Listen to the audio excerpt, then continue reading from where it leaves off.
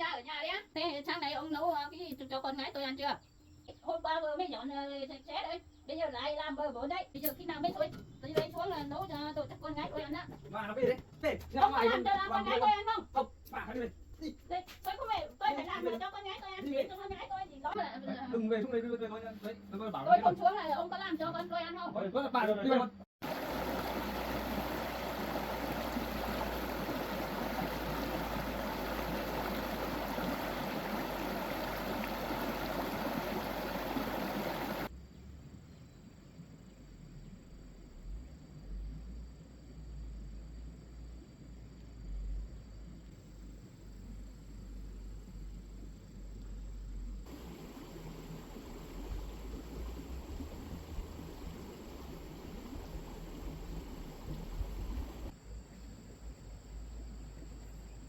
Thời tiết này rất nắng mưa, thì bắt gà về cũng sợ, nó đang là mùa mưa nên là bắt về con nuôi lắm.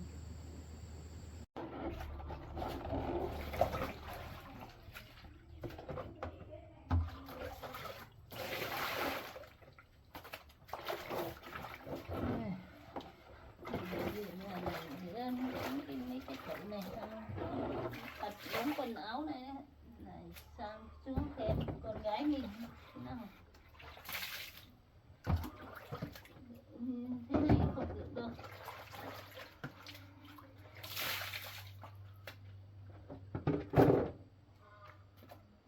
Biết bây giờ con nấu cái gì cho con gái mình ăn không? Nhìn chứ bảo ở nhà mình không chịu ở, cứ thích đi xuống ở đấy.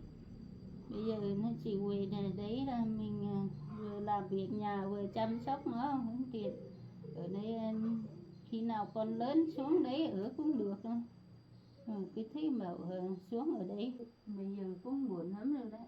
Giờ chắc giặt đống quần áo này cũng buồn chưa lắm đấy. Thôi mình không gần nữa. Lại quay xuống xem luôn bây giờ.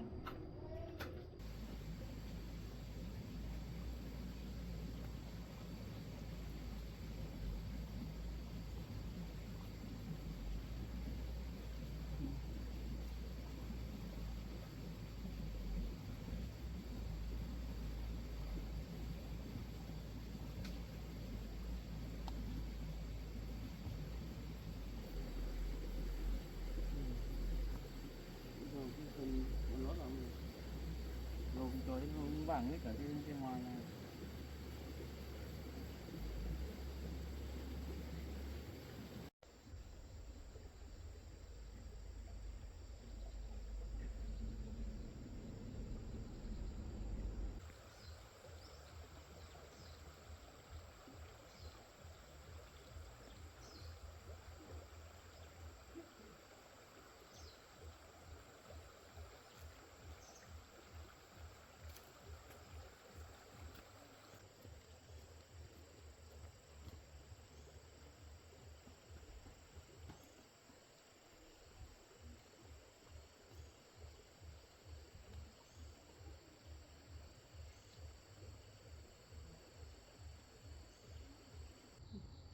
Hai mẹ con chắc là đang ngủ rồi sao?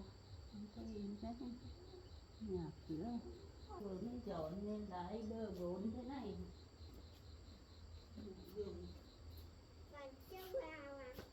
Ăn xong không dọn. Mẹ con đang ngủ say rồi. Kể nó ngủ, nhưng chắc đây nó cũng không được ngủ. Giờ nó ngủ, hai mẹ con ngủ say lắm rồi. Ra dọn lên nhà chị.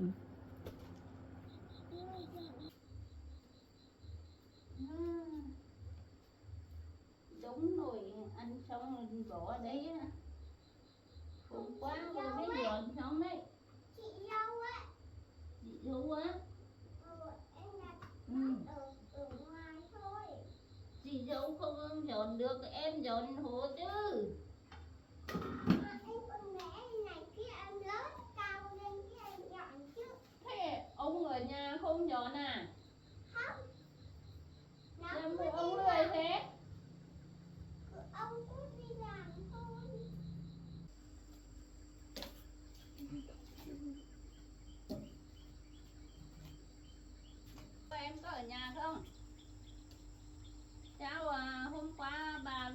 dẹp xếp hết rồi bây giờ lại làm bờ bộn thế. bữa con Bố con á, bữa con ăn xong không biết dọn à? không, bữa con không dọn đâu, anh sáng không dọn đâu. Đấy, hôm qua bà bảo con nhà này không làm gì được sửa bát, bảo anh dọn đi. Người bạn về à? Đấy, ông thông gia ở nhà đấy á. Vâng. Ở nhà sao làm cái nhà này bờ bộn thế? Hôm qua tao vừa mới về dọn xong. Tôi về làm về rồi, cô nói có cái gì đấy? Tôi có nói gì đâu, tôi về đến đây thấy nhà lại bờ bộn, tôi nói thế thôi. Thấy ông đang ngồi ở bếp này, thấy ông không làm gì đâu. Người làm về đó, bà nói cái gì đấy? Thế sáng nay ông nấu cái gì cho con gái tôi ăn chưa? Sáng sớm mới đi làm rồi, về đi muốn về nấu cơm cho con vô ăn thôi. Thế là con trai của ông đâu? Đi đâu rồi? Sáng Con trai nay cũng- không làm cho con ăn. Con trai của tôi cũng đi làm rồi, chưa về đâu. Thế sáng nay cho nhịn sáng đấy á. Vâng. Thế là làm sao được? Bây giờ không cho nó ăn sáng, bây giờ là phải cho nó ăn mỗi ngày 3 bữa cho nó đủ chết mới có sữa cho con bú đây. Hai bố con của ông là phải sáng sớm phải dậy sớm làm cho con gái tôi ăn chứ. Để bỏ Tôi đi cũng sớm đi, thế này là sao được? Tôi cũng đi làm sớm, con dâu cũng ở nhà khắc nấu ăn rồi. Ý trời ơi, sáng sớm mà không làm cho con gái tôi ăn, bây giờ là hai bố con bảo đón về đây là chăm sóc đầy đủ chứ. Để cho con gái tôi nhìn thế à? Thế bỏ thế này là sao được? Con gái lấy sức đâu mà chăm con, là để cho con bú nữa. Lấy sữa đâu mà cho con uống bú. Sáng sớm là bỏ đi hết, thế này là sao được? Phải làm Bà nhá, đừng nói nhiều nhá, Bây về giờ không lòn về đấy, xong đây. không bà Lại đây, đừng làm thế. đúng đấy, đây, làm bơ bộn ra rồi. Bà đừng nói nhiều. Cái gì tôi không làm được thì kể tôi. Đấy, bây giờ tôi không nói không được à? Được à? Đấy, hôm qua vừa mới dọn sạch sẽ đấy. Bây giờ lại làm bơ bộn đấy. Đấy, đàn ông là ở nhà, vợ không ở nhà là thì phải đàn ông phải chỉ khó làm chứ. Phải dọn dẹp cho ăn xong là dọn dẹp rửa sạch sẽ chứ. Để bơ bộn thế này à? Thôi mà kể của tôi để đây cho tôi. Bây giờ là để đây mà được à? Tí ăn xong lại làm bơ bộn thêm nữa. Cái bà này rồi. Đấy, ông này bà về lại căn ngăn rồi. Đấy, bây giờ tôi không nói được à? Lại làm bừa bộn thế này tôi không nói được à? Ông phải ở nhà, ông phải lo làm chứ. Thôi, bà cứ để đấy. Để đây tí lại là đống lên đấy. Cứ để đấy cho tôi. Lấy đống bát này đi giữa, xong ông nấu cơm nha. Kệ ở đấy xong là tôi khắc tí tôi ta chỉ khắc được. Xong ông nấu cơm cho con gái tôi ăn đi. Vâng. Tí nhìn sáng bây giờ rồi. Thế cái bà này hôm nay về lại căn ngăn cho mình.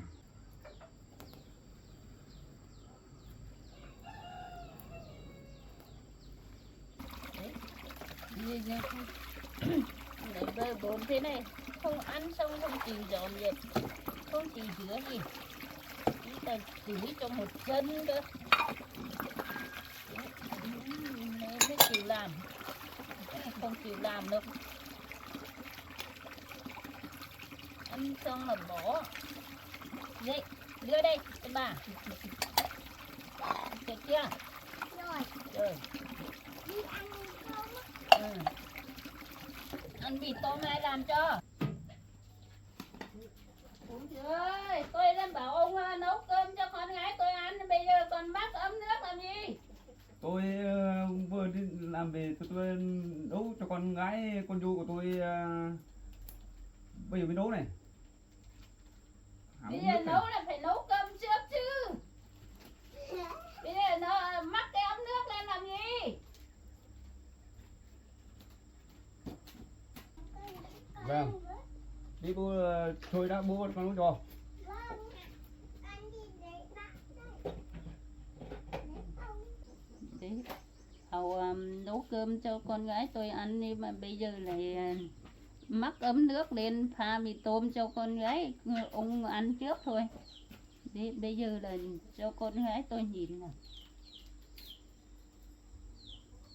Thế ấm nước sôi chưa? Chưa. Sôi cho tôi còn nấu cho đồ cho con gái tôi ăn. Đấy. Chờ bây giờ khi nào con gái tôi mới được ăn.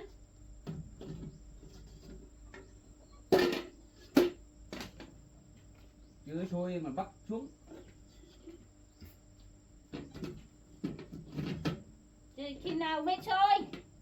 Để tôi làm cho con gái tôi ăn chứ. Đi đầy đũa, đi Mà chưa sôi rồi cái gì. Phải lấy lửa nhiều vào chứ. Bếp cũng không được.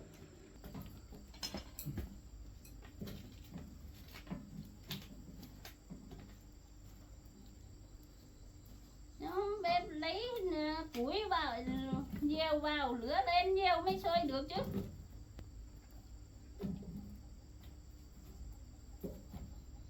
Ông này làm ăn chán đời lắm.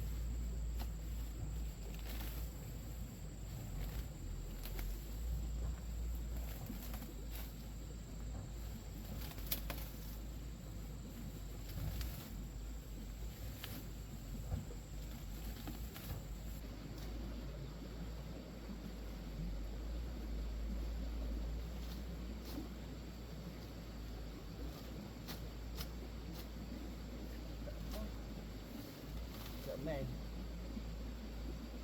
chắc đi xong gần cái máy bắt cỏ về cũng được, bắt quanh sau nhà hết luôn.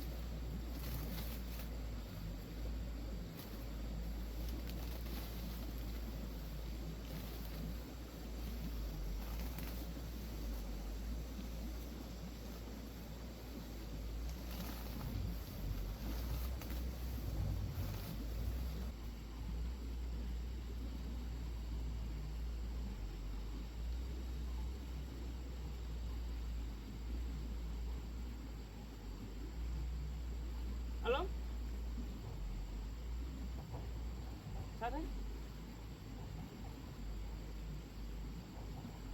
Được thế anh qua luôn nhé.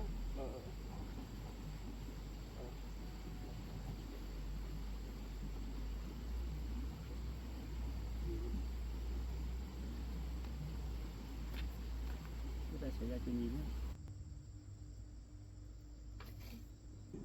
Bây giờ khi nào mới thôi tôi lấy xuống là nấu cho đồ chắc con gái tôi ăn á. Bà làm cái gì đấy? Làm thế à? Thì làm cho con gái tôi ăn trước mà. Thôi, thế là bà đi về luôn. Khi nào mới được thôi? Đi. Bây giờ Đi để luôn. cho con gái tôi Đi đi về mà. Đi về luôn, bà kể tôi. Đi về mà ông có làm cho con gái tôi ăn không? Đi về. Đi. Ra Ông có ngoài làm luôn. cho con gái tôi ăn không? Không, bà phải đi về. Đi. Tôi không về, tôi Đi, phải đi làm về để luôn. cho con gái tôi ăn Đi để về. cho con gái tôi nhìn đói à? Thôi, về.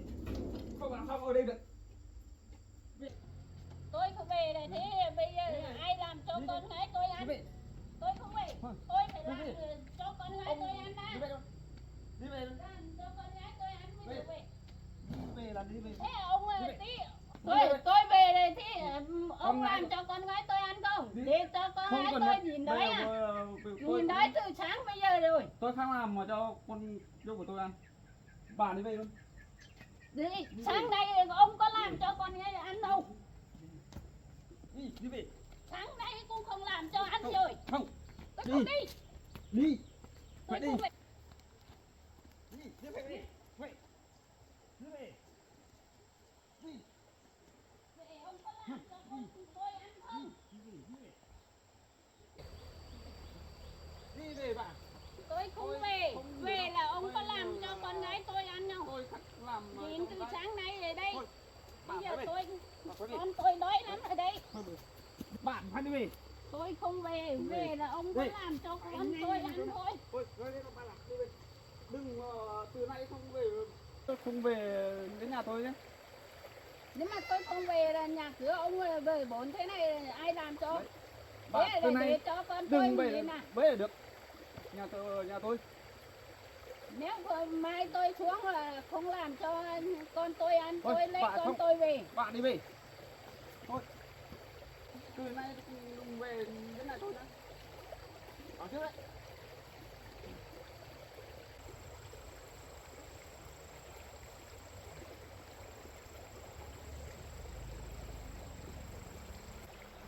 Nhìn ông thế mình cũng nghe gớm đấy. Mình đuổi cả mình đi về, mình về là ai làm cho con gái mình ăn đấy. Mình không về mình phải quay đi nấu cho con gái mình ăn đã. Bảo từ sáng nay không nấu cho ăn rồi, nó nhịn rồi. Bây giờ mình về là chắc nó nhịn rồi, trưa nay là đói chết à. Không được, mình phải về.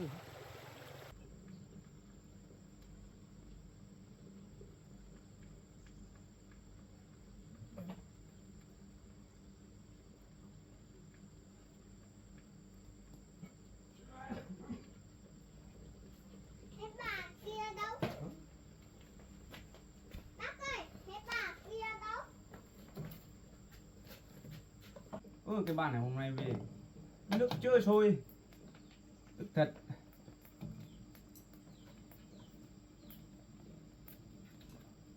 Đâu con ơi? Lấy về.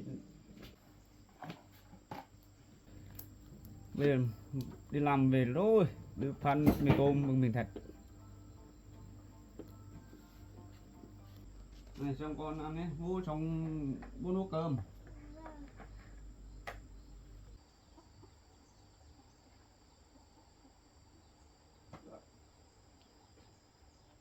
Bố ơi, nhấc, mà nhấc quạt, nhấc quạt.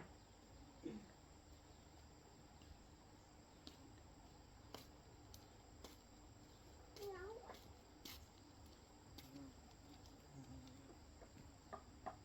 Em ông này có làm cho con gái tôi ăn không? Mẹ bà đi bà về cũng chưa về à?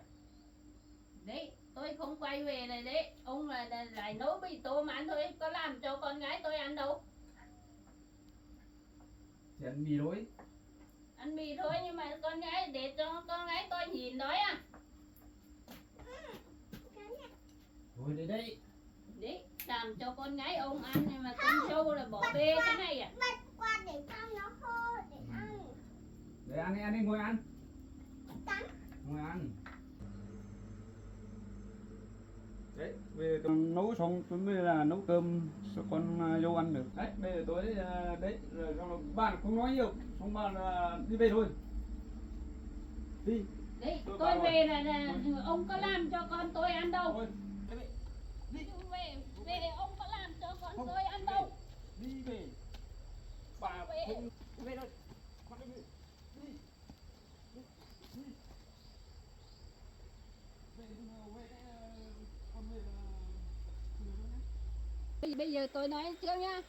Bây giờ tôi về, nếu mà tí tôi lại quay về, ông không làm cho con tôi ăn là tôi không đấy. xa đâu nhá. Đây là Tôi phải con lấy mặc kệ con tôi của về nhá. Đấy, bà không quan trọng gì đâu. Bà phải đi về. Đi. Bà về. Hôm nay đừng về nhà của tôi nhé. Không về là ông để cho con tôi nhìn nói à? Tôi khắc nấu cho con yêu của tôi ăn. Đấy, tôi không về cái nhà lại bờ vốn đến. Đấy, tôi không về dọn dẹp hay dọn cho. Về của tôi. Ông có làm đâu. Không có gì nữa. Ông đi làm về, ông có tranh thủ làm việc nhà đâu. Thôi bà về. Đi về thôi. Đi. Đi về. Bà xong bạn về luôn nhá. Đừng về lần sau rồi nhá. Đi về luôn đi. Đấy, được cả bình luôn bà đấy. Nhà tôi làm gì?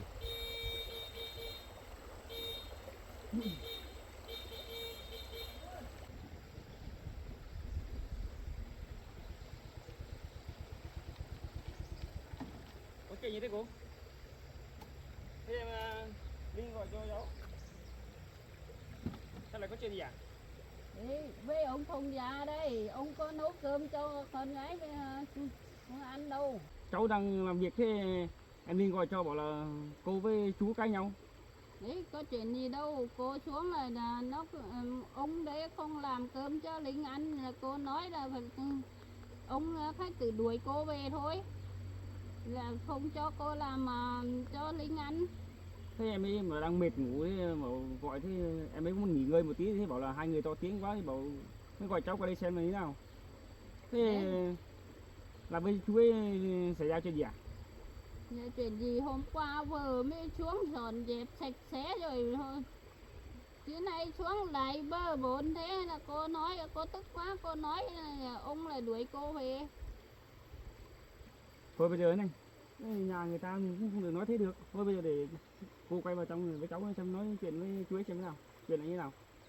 Đấy, Thế bảo xuống đây hồ nhưng mà thăm con gái rồi xuống đây là gây chuyện này thì ông không cô làm đấy. cơm cho con gái mình ăn thì đuổi cô về. Thế cô cũng hỏi xem con gái mình đã xem em ấy ăn con chú ấy mới nấu cho được. Bây giờ nếu mà không thấy chú ấy nấu thì cô cũng chủ động đi nấu cho đi. Để mình Cô xuống không để đi nấu rồi nhưng mà ông đuổi về. chắc Cô cô không cho nấu đâu. chắc cô cũng phải nói cái gì thì chú ấy mới đuổi về chứ ai tự nhiên đuổi cô về. Ôi, cho anh kia chào. Thế đi đâu là nói chuyện.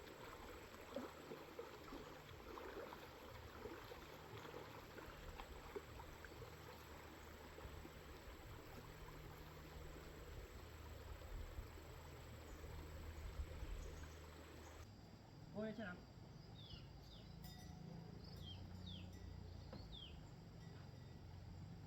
Nhà chú ơi. Vâng. Chú nào vào bếp à?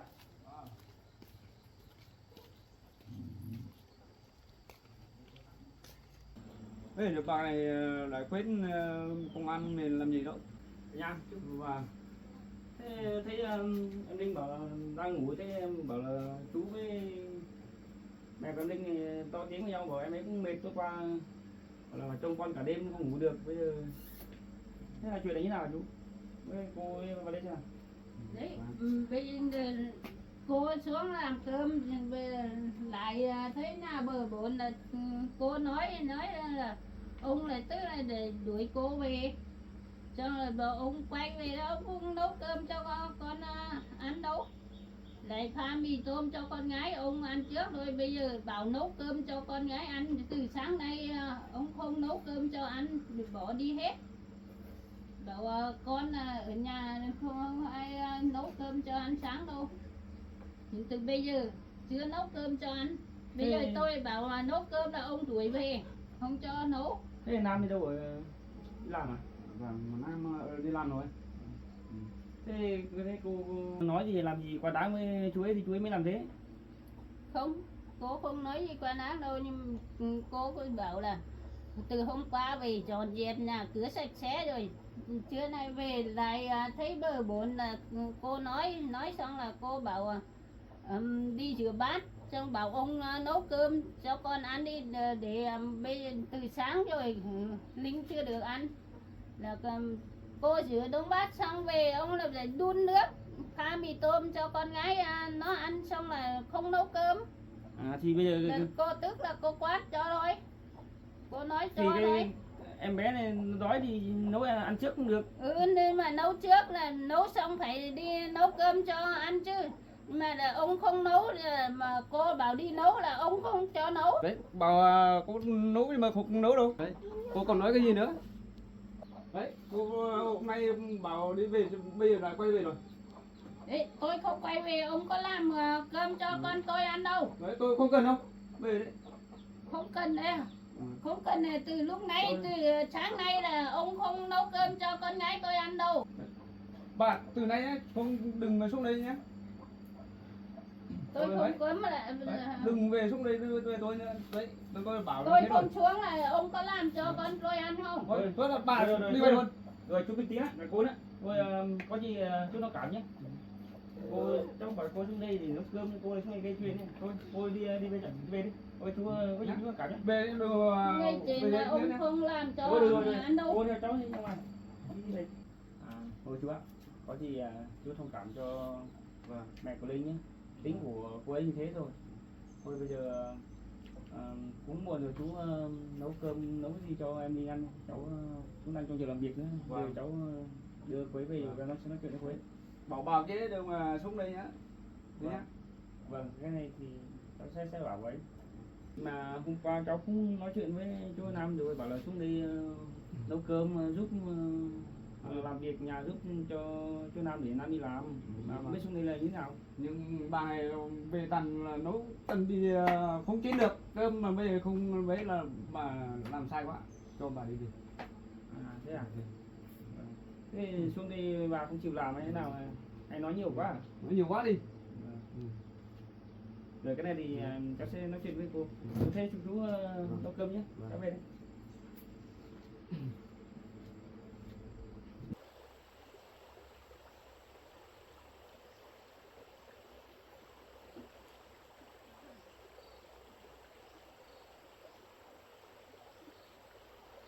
Thế chuyện như nào hả cô?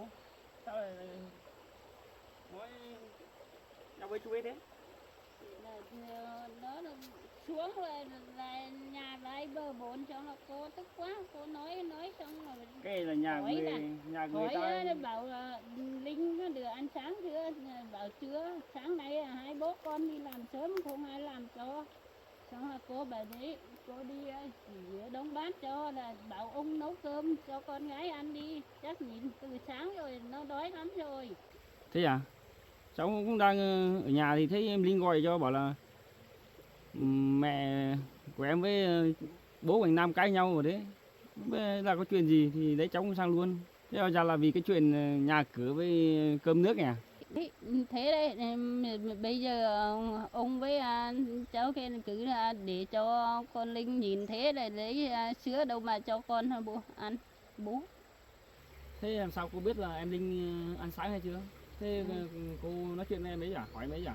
Không, cô về vào lấy thấy nhà bờ bộn đó, đi là cô dọn đi, xong lại thấy ông ngồi ở bếp, xong là cô hỏi ông sáng nay ông có làm cơm cho con dâu ăn chưa, nó bảo là chưa, là thế là cô tức lên là cô nói thôi, thấy cái đống bát nữa, cái nhà lai bờ bộn như hôm qua. Cái này nhà người ta đôi lúc về thấy thì cháu cũng bảo cô rồi, về thấy nhà cửa nào thì cô sếp gọi lại được cho nấu cơm, nếu mà chưa nấu bữa sáng thì mình nấu đi, vì chắc là tôi qua em mệt quá thì cũng chưa dậy ăn sáng được. Thế thì thôi mình cứ bảo mình nấu cơm cho con ấy, không nói với người ta làm gì, tranh cãi với chú ấy làm gì. Đấy với lại đấy xuống đây cô lại làm như thế thì ai mà chịu được. Mà cô đã vào cô xem em Linh em ấy đã ăn hay chưa mà cô đã nói chú ấy thế rồi.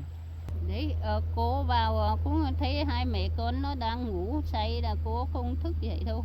Cô là thấy ở nhà bờ vườn là cô đi xuống là hỏi chắc là đống bát từ hôm qua tối hôm qua ăn rồi không giờ xong cô sang hỏi là ông cũng bảo chưa được nấu cơm sáng cho ăn đâu, chưa được ăn gì.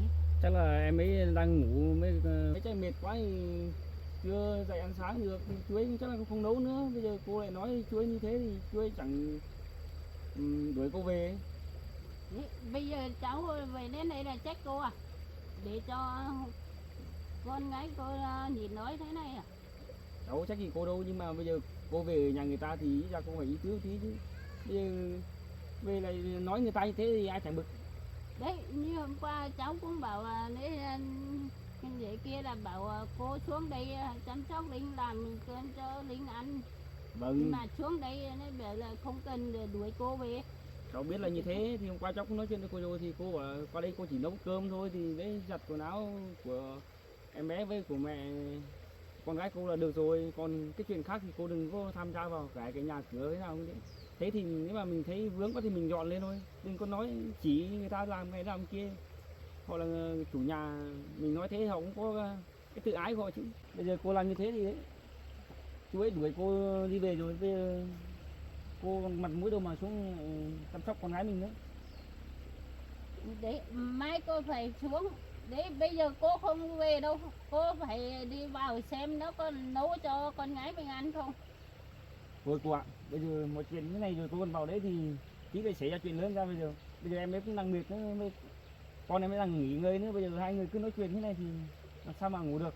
Đấy cô không muốn về đấy, cô phải đi vào xem con họ đối xử với con như thế nào. Bây giờ xem họ có nấu cho con cô ăn không. Thôi cô ạ, bây giờ một chuyện xảy ra như thế rồi cô vào đấy cũng không giải quyết được gì đâu. Chú ấy cháu cũng bảo chú ấy nấu cơm cho em ấy ăn rồi, giờ em ấy đang nghỉ ngơi thì khi nào em ấy dậy thì em ấy ăn. Chứ bây Chắc giờ từ sáng nay là nó đói quá, nó mệt quá, nó ngủ thôi. Bây giờ là không làm cho ăn là nó lấy sức đâu mà cho con bú. thế bây giờ cô vào cô giải quyết được cái gì, vào còn to chuyện nha, lớn chuyện nha. Cô phải vào xem nó để nấu cho ăn không, không nấu là cô làm cho nó ăn chứ. Thôi cô phải- nói đó, cháu bảo cô nghe không. Bây giờ cô vào đấy chú ấy đang tức thế, bây giờ vào đấy để chỉ nhau à? Thôi tôi nhất là cô cứ về đi, thôi bây giờ cô theo cháu về nhà đi, mai cháu xuống đây nói chuyện với chú ấy sau. Thế bây giờ mày để cho con gái mày nhìn nói à? Em gái của cháu bây giờ lớn thì không phải bé đâu, em ấy hát Lớn thì biết nhưng đâu. mà bây giờ nó đang ở cửa, nó làm được đâu. Không làm thì em ấy sẽ chồng em ấy hát tự lo. Bây giờ cô cứ to tiếng ở đây thì giải quyết được cái gì?